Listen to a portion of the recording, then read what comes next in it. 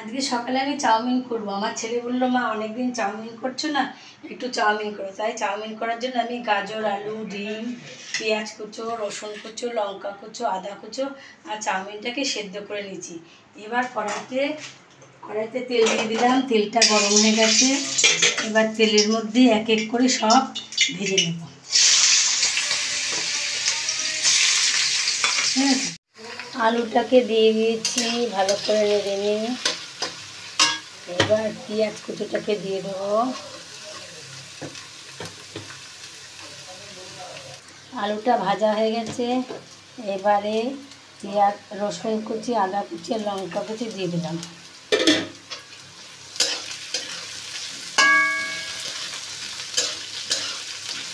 এগুলো একটু ভাজা হলে দিয়ে দেবো একটু নুন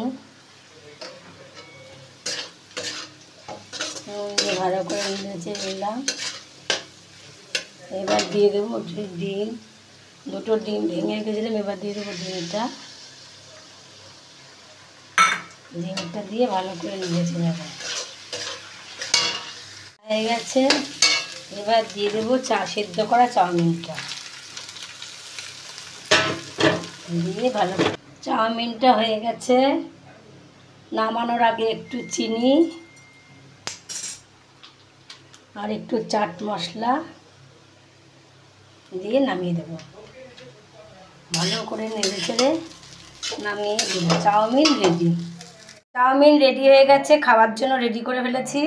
ওপর দিয়ে ছড়িয়ে দিচ্ছি শসা কুচি, পেঁয়াজ কুচি, টমেটো সস আর দিয়েছি মিউনিস। এবার আমরা তিনজন খাবো। চাউমিনটা দেখে তোমরা কমেন্টসে বলবে কেমন হয়েছে।